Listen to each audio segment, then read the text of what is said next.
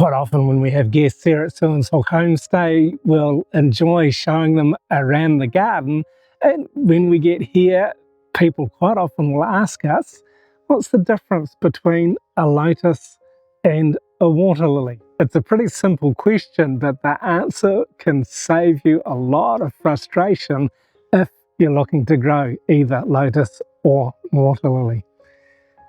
This is a lotus. Lotus tend to grow up above the water, above the surface, so both the flowers and the leaves grow on tall stems that extend up above the water. And yeah, this is a characteristic of the type of plant that they are. Their big leaves are drawing goodness and oxygen down into the rhizome that's in the mud that is the source of all the growth that produces these fantastic flowers. This is a water lily. One of the distinctive things about water lilies is that they rest on the surface. So the leaves, as you can see here, rest on the surface, and when they bloom, the flowers are blooming either on the surface or close to the surface. And another distinctive thing about their leaves is that they have a split in them. They are divided a little bit like that Pac-Man game that we used to love playing as kids in the arcade. This is kind of what they look like. And sure, when we have guests come and stay here at So-and-So Homestay, it's always wonderful when they're interested to find out what the differences in these two plants are and how they grow, what conditions they prefer, when they flower, what they need feeding. So this is what we thought we'd share in this video. Lotus are very vigorous growers. In the warm season, they will grow like crazy. They love the water, they love the sunshine, and it's important during the growing season to keep them well fed. Here we just feed them organic compost and other organic matters, a bit of blood and bone, a little bit of this and a little bit of that to keep them strong and healthy and blooming beautifully. Water lilies are quite often more comfortable growing in a small space, although I'm sure you've seen them in large ponds as well, but they do okay in a smaller container. So if you've only got a porch or a small garden to plant your plants on, this is where a water lily may be easier and more convenient for you to grow. And with lotus, when they bloom, they will open over a series of 3 days. This one here is still looking beautiful, but it's paling a little bit. This is on its 3rd day. The first day, they're more pristine and beautiful. The second day, they can look absolutely delightful and wild. My lovely wife gave me an analogy one evening, said that an open lotus on its first day is like a virgin, and on the second day, it's when she's discovered the enjoyment of making love. They can tend to look a little bit disheveled and wild, but absolutely delightful as they've enjoyed opening up and growing in the world. And both water lilies and lotus are kind of fussy about what type of clay that they grow in. Both of them don't like regular potting mix or normal soil. It needs to be a slightly heavier clay, but water lilies are a little bit more forgiving about what type of clay they grow in. And with lotus, they spread out and make as much use of the environment that they're growing in as possible. So if you're growing them in a smaller container, they'll be quite happy, but they're only going to produce smaller leaves and smaller flowers. So yeah, they tend to grow to suit their environment and to flower and produce the leaves to look fantastic in whatever environment they're growing in. It's just the size does vary somewhat. And with lotus, they do like a bigger container and a bit more depth of water. They like to have that, good amount of water, that good clay soil to keep their roots anchored so that when they do grow tall and there's a bit of wind, the roots in the mud are going to be anchored well enough. But yeah, their roots, their rhizomes spread out and they hold on well. But if the mud's not dense enough, or if it's too dense, you're going to have problems. If the mud is not dense enough, the wind can blow and they'll fall over. Or if the mud's too dense, then they're going to struggle to get their feeder roots through that compact mud. So the type of mud that your plant lotus is in is very important. As I mentioned before, with water lilies, they don't need a large pot and they don't need a huge depth of water either. They're quite comfortable growing in a reasonably shallow depth of water. And both lotus and water lily are sun worshippers. They love at least 6 to 8 hours of sun a day, even more if they can get it.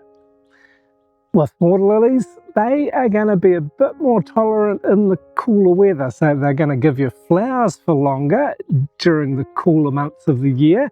Although the coolest months, they will sleep, they will hibernate and start to grow again as the temperatures warm up. If you're in a really cold climate where the water freezes in the winter time, yeah, you might struggle a little bit more to grow them, but with these, they will be fine so long as the mud that they're in doesn't freeze. They will come back to life as the weather starts to warm up. But this too depends very much on the variety of water lily you're planting. Some are going to produce flowers that last longer, some are going to produce flowers that don't last for such a long time, others are going to be more weather hardy. There are tons of varieties available, so you just need to check that if you're not in a tropical climate, you're planting ones that are going to be suitable for the conditions that you want them to grow in.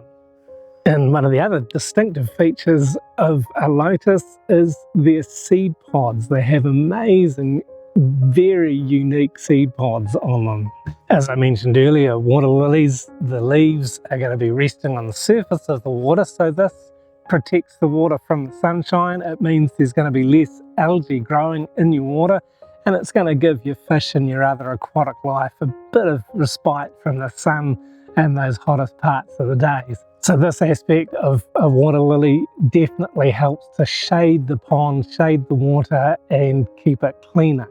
With water lilies, they're a low profile plant. They're sitting on the surface of the pond or the pot. Lotus, they're giving you a very different visual. So looking across a pond or a series of pots like we have here of lotuses, yeah, the way the light plays on them, the way they reach up out of the water, it just is a very different visual dynamic than water lilies are.